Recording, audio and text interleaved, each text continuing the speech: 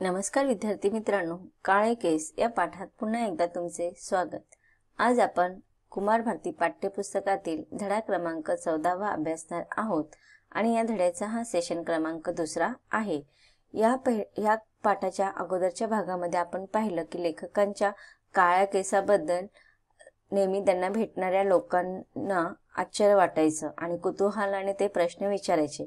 लेखक सांगतात की परिचयाचे लोक भेटल्यानंतर आपल्या जुन्या आठवणी उफाळून येतात आणि त्याबद्दलच्या ज्या काही अनुभव असतात, सुखदुःखाचे अनुभव, ह्याबरोबर समोरचे परिचयाचे व्यक्ती जेव्हा त्यांचे काळ्या केसांबद्दल विचारायचे तर लेखकाला त्यांची ती स्तुती, आता कोणालाही स्तुती आपली आवडतेच, त्याचप्रमाणे लेखकांना त्यांची ती स्तुती आवडायची, पण ते स्मित हास्य करून पुढचा विषय दुसरा विषय ते काढायचे। त्यावेळेस लेखक म्हणतात की त्यांनी जो त्यांचा समोरच्या परिचयाच्या व्यक्तीने त्यांचा हेतू पण साध्य केलेला असतो आणि मी सुद्धा त्यांना त्यांच्या हेतूवरती त्यांनी जे काही मला प्रश्न विचारले होते त्यांचा मी हसून त्याचं उत्तर दिलेलं असतं। त्यामुळे त्या व्यक्तीला त्या प्रश्नाचं उत्तर हवंच असतं असं नसतं, विषय बदलला तरी त्यांची काही हरकत नसते। आता पाहूया पाठाच्या पुढच्या भागामध्ये पुढच्या परिच्छेदामध्ये लेखक आपल्याला त्यांच्या काळ्या केसांबद्दल काय सांगत आहेत ते आता आपण पाठाच्या परिच्छेदामधून अभ्यासूया।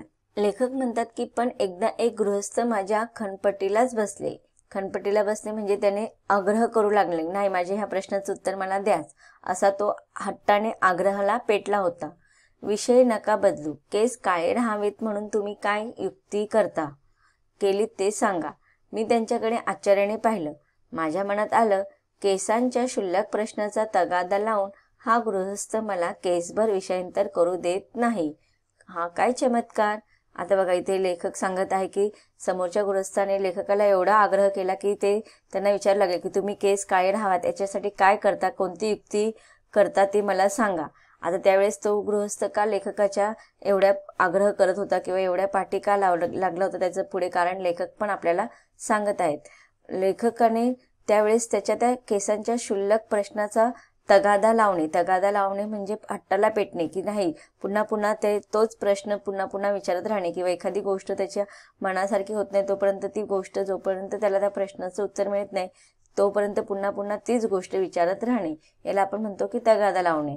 एखाद्या वेळेस बघा, तुम्हाला पालकांकडनं काय पाहिजे असेल तर तुम्ही सारखे तगादा लावत असता, त्यांच्या पाठीमागे एकच गोष्ट पुन्हा त्यांना सांगत असतात आणि जोपर्यंत ती पूर्ण होत नाही तोपर्यंत तुम्ही त्यांच्या पाठीमागे तगादा लावतात। तसंच मग त्या गृहस्थाने लेखकाला जोपर्यंत त्यांनी केस काळे करण्यासाठी काय युक्ती केलेल्या आहेत हे जोपर्यंत लेखक सांगत नाही तोपर्यंत तो काही गृहस्थ लेखकांचा पिच्छा सोडत नव्हता, तो पण सारख्या प्रश्नांचा तगादा लावून ठामपणे तिथे लेखकाबरोबर त्या प्रश्नाचं उत्तर मागत होता। आता लेखक म्हणतात की या क्षुल्लक प्रश्नाचा तगादा लावून त्याने केसभर सुद्धा विषयांतर करू देत नव्हता। म्हणजे त्याने आता इतर गृहस्थांबरोबर चर्चा करताना लेखक काय करायचं, प्रत्येक वेळी ना विषय बदलून दुसऱ्या विषयावरती चर्चा करायचा, पण त्या गृहस्थाने जरा सुद्धा केस, म्हणजे तुम्हाला माहिती ना किती बारीक केस असतो, तो जरा सुद्धा इकडचा तिकडचा विषय त्याने बदलू दिला नाही। हा काय चमत्कार। पण त्याच्या डोक्याकडे नीट निरखून पाहिल्यावर तो तसं का करत होता हे ते माझ्या डोक्यात आलं। मग आता बघा, इथे लेखकाने सांगितलेलं आहे की त्या व्यक्तीने, त्या गृहस्थाने का तगादा लावला होता किंवा लेखकाच्या खणपटीलाच का तो बसला होता, कारण की लेखकाने त्याच्याकडे जेव्हा निरीक्षण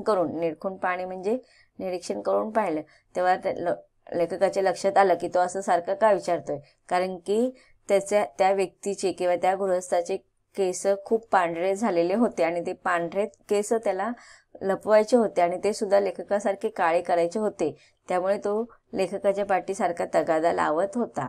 वाढत्या वयाबरोबर डोक्यावर पसरू पाहणारा पांढरा रंग छपवण्यासाठी बाजारी कलप वापरणाऱ्या लोकांना पांढऱ्या केसावर झाकण घालता येते, पण हलके पांढर पडण्याची लागण केसात भलत्याच प्रमाणात होते।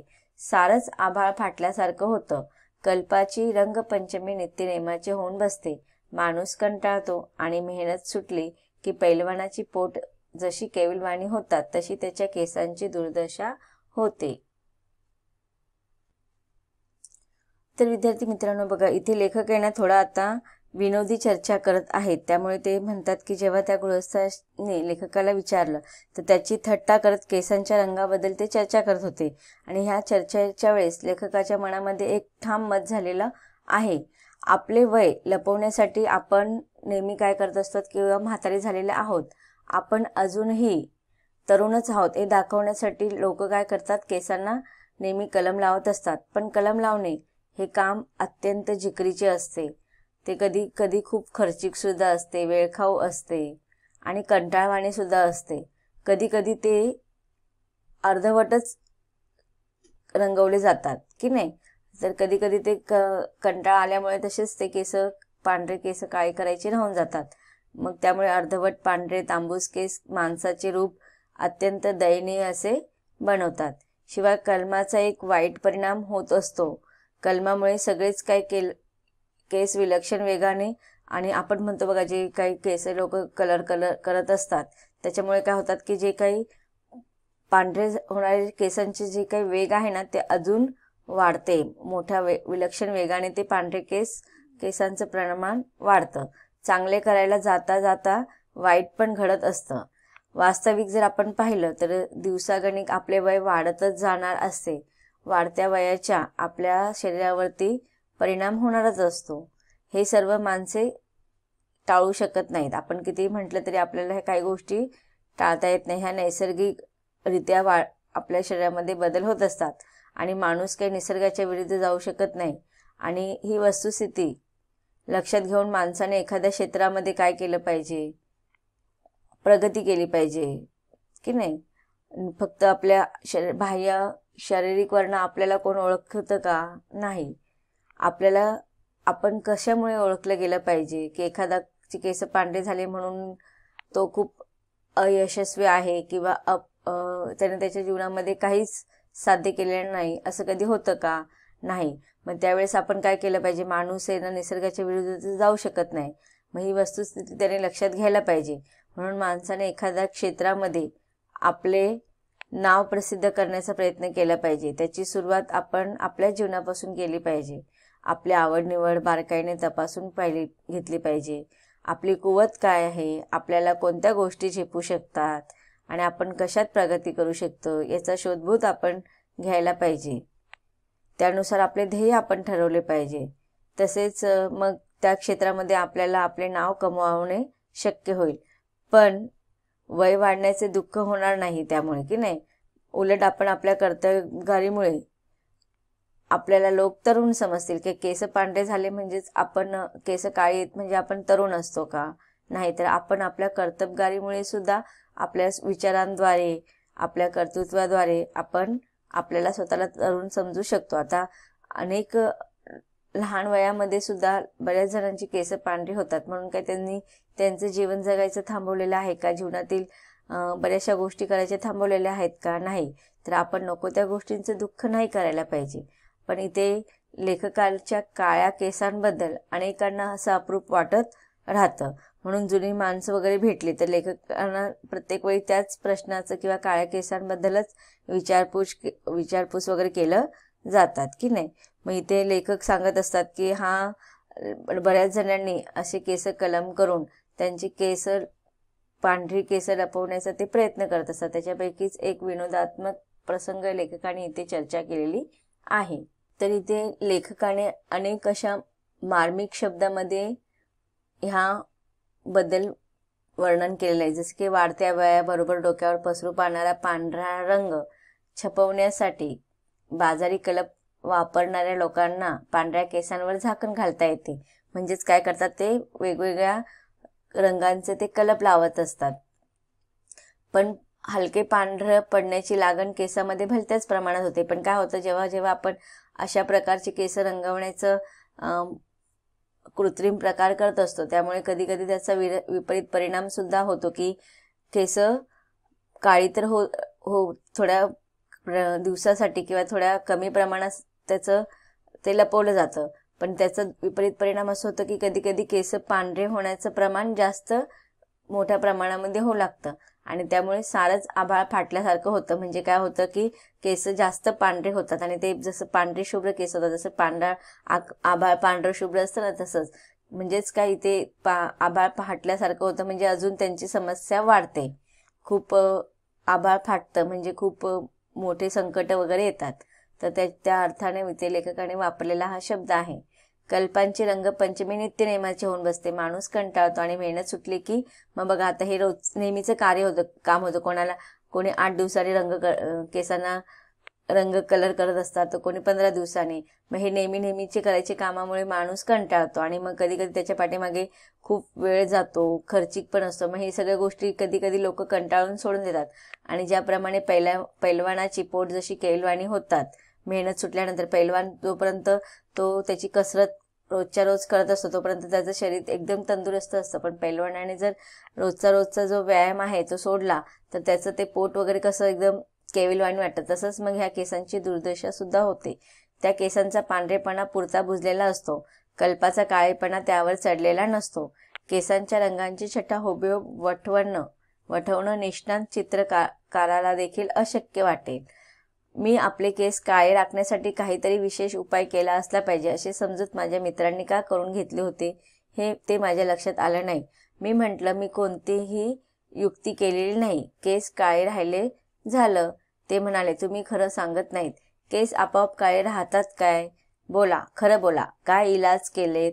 मग मला त्याची थोडी चेष्टा करण्याची लहर आली व मी म्हटलं, आता बघा तो गृहस्थ काही लेखकाची पाठ सोडत नव्हते. तो त्यांना सारखा वारंवार हाच प्रश्न विचारत होता आणि जोपर्यंत त्या प्रश्नाचं उत्तर त्याला मिळणार नव्हतं तोपर्यंत तो काही लेखकाला सोडत नव्हता. म्हणून लेखकाने आता त्याच्याबरोबर मस्करी चेष्टा करण्याच्या विनोदी बुद्धीप्रमाणे त्यांना लहर येते. तुम्ही पिच्छाच पुरवतायत तेव्हा सांगणं भाग आहे.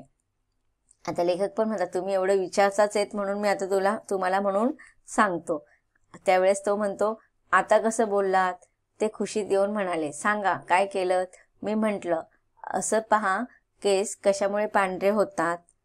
फार विचार केल्याने. नाही का? आता बघा लेखकाने मिश्किलपणाने चेष्टेने त्याला सांगितलं. आता त्याला पण आनंद झाला की इतका वेळ झाला मी लेखकाला विचारतो आणि ते काय सांगत नाही. आणि जेव्हा लेखक म्हटले, ठीक आहे तुम्हाला म्हणून मी सांगतो, त्यावेळेस त्याला आनंद झाला. कारण की आतापर्यंत त्याने कदाचित केस काळी होण्यासाठी किंवा केस पुन्हा पांढरे होणे म्हणून बऱ्याच काही युक्त्या केलेल्या असतील, उपाय केलेले असतील. आज तर बघा अनेक असे डॉक्टर उपचार वगैरे करायला सुद्धा जातात लोक. स्किन स्पेशालिस्टकडे जातात, बरेच प्रकारचे तेल लावतात, गोळ्या औषधं खातात, परंतु केस काही काळी राहत नाही. ती पांढरी व्हायची तर ती पांढरे होतात. वाढत्या वयामानाप्रमाणे ह्या नैसर्गिक गोष्टी आहेत त्या होणारच आहेत. पण जेव्हा लेखक म्हटले की तुम्हाला मी युक्ती सांगतो तेव्हा त्याला खूप आनंद झाला. मग असं पहा, केस कशामुळे पांढरे होतात? फार विचार केल्याने. नाही का? मग आता लेखकाने एक सर्वसामान्य त्याला उत्तर दिलं की केस कशामुळे पांढरे होतात लवकर? तर विचार केला, आपण जेवढे जास्त विचार करतो त्याच्यामुळे किंवा टेन्शन वगैरे घेतो त्यामुळे आपले केस लवकर पांढरे होतात की नाही? हे कारण मान्य करण्यात ते स्वतः फार विचारी ठरत होते. त्यामुळे क्षणाचाही विचार अगर विलंब न करता ते म्हणाले, हो, असं तज्ज्ञाचं मत आहे खरं. आता बघा, तो जो व्यक्ती होता, जो गृहस्थ होता, तो मुळातच खूप विचार करणारा व्यक्ती होता. की काही लोकांचा स्वभाव असतो की एखाद्या गोष्टीचं टेन्शन ते खूप टेन्शन घेत असतात किंवा खूपच विचार करत असतात. काही व्यक्ती कसे सर्वसामान्य कोणत्याही परिस्थितीमध्ये ते न विचार करता आपलं आयुष्य समाधानाने जगत असतात. मग त्यामुळे तो म्हणतो की तो अगोदरच विचारी व्यक्ती होता आणि त्यामुळे तो म्हणतो, हो, तज्ज्ञांचं मत असंच आहे. मी म्हटलं, मग या मतावरूनच केस पांढरे होऊ न देण्याचा उपाय उघड नाही का होत? तोच उपाय मी केला. ते म्हणाले, लक्षात नाही आलं. आता बघा लेखकाने काय सांगितलं की तज्ज्ञांच्या मतावरनं आणि मी सांगितलेल्या याच्यावरनं की मग याच्यावरनंच आपल्याला कळतं की केस पांढरे न होऊन देण्यापाठीमागचं उघड उपाय म्हणजेच काय? तर त्यावेळेस काय त्याला लक्षात येत नाही. मी म्हटलं, उगीच भ्रम आहे लोकांना, असं म्हणून मी त्या गृहस्थांना तो विषय तेवढ्यावर सोडायला लावला. मग तेव्हा तिथे लेखकाने त्याला समजावून सांगितलं की जास्त विचार करू नये, विचार केल्यामुळे सुद्धा केस लवकर पांढरी होतात किंवा सफेद होतात. आणि त्यावेळेस कदाचित त्या विचाराशी तो गृहस्थ सहमत झाला असेल लेखकाच्या, त्यामुळे तो विषय तिथेच सोडला. ते माझा निरोप घेऊन गेल्यावर माझ्या मनात आलं, तुम्ही विचार केव्हा करता? असा प्रश्न मला कोणी केला तर मी काय उत्तर देईन? आता बघा लेखकाने त्या व्यक्तीला आपलं काहीतरी उत्तर दिलं आणि त्याचा विषय तो थांबवला आणि तो गृहस्थ तिकडनं निघून गेला. पण लेखकाने त्या गृहस्थाचं जे काही उत्तर दिलं होतं तेच उत्तर लेखकाला आता विचार करायला भाग पाडत आहेत. लेखकाने काय सांगितलं होतं की मी जास्त विचार करत नाही, त्यामुळे माझे केस काळे आहेत. म्हणजे माझे केस पांढरे न होण्यापाठीमागचं कारण आहे की जास्त विचार न करणे. आणि जेव्हा तो व्यक्ती लेखकाचा निरोप घेऊन गेला, म्हणजे तिकडनं गेला निघून, तेव्हा मग लेखकाच्या मनामध्ये एक प्रश्न आला, अरे मला जर समोरच्या कोणीही कधीही येऊन प्रश्न विचारला की तुम्ही विचार केव्हा करता, मग मी ह्या प्रश्नाचं उत्तर काय देणार? तुमची लिहायची वेळ कोणते? असा प्रश्न मला नेहमी विचारला जातो. आता लेखक म्हणतात की बघा, लेखक कोण आहेत? साहित्यकार आहेत की नाही. साहित्यकार म्हणजेच काय? लेखक, कवी, कोणत्याही प्रकारचे जे साहित्यकृती लिहिली जातात. आता ह्या साहित्यकृती लिहिणाऱ्या लेखकाला नेहमी तुमची लिहिण्याची वेळ कोणती, असा प्रश्न नेहमीच विचारला जायचा. आणि ह्या प्रश्नाचं लेखकाला सवय झालेली होती. त्याचप्रमाणे जर मला एखाद्याने विचारलं तुमची विचार करायची वेळ कोणती, तर माझं उत्तर काय असेल? आता बघा, इथे लेखकाच्या मनामध्ये प्रश्न निर्माण झाला, आतापर्यंत मला तुमची केस काळी का कशी काय, किंवा तुमची लिहिण्याची वेळ कोणती, की लेखक स्वतः लेखक असल्या कारणाने त्यांना बऱ्याच काही साहित्य लिहायला लागायचे, त्यामुळे त्यांचा एक विशिष्ट वेळ वगैरे आहे का, असा अनेक जणांनी त्यांना प्रश्न विचारलेला होता. पण आता लेखकाच्या मनामध्ये प्रश्न निर्माण होऊ लागला की कोणी जर मला येऊन विचारले की तुमची विचार करायची वेळ कोणती, तर माझं उत्तर काय असेल? आता हा मोठा यक्ष प्रश्न लेखकाच्या समोर येऊन उभा राहिलेला आहे. तर विद्यार्थी मित्रांनो, पाठाच्या या भागामध्ये आपण आतापर्यंत काय शिकलो की लेखकाने जे उत्तर त्या गृहस्थाला दिलं होतं, त्या गृहस्थाचं जे उत्तर होतं तेच आता लेखकाच्या मनामध्ये वेगवेगळे प्रकारचे प्रश्न तयार करू लागले होते. आता हे लेखकाच्या मनामध्ये आलेल्या प्रश्नाचं उत्तर लेखकाला मिळतं आहे की नाही, हे सगळ्यांना जाणून घ्यायचं आहे ना. तर त्याचा अभ्यास आपण पाठाच्या पुढील भागामध्ये अभ्यासणार आहोत. धन्यवाद.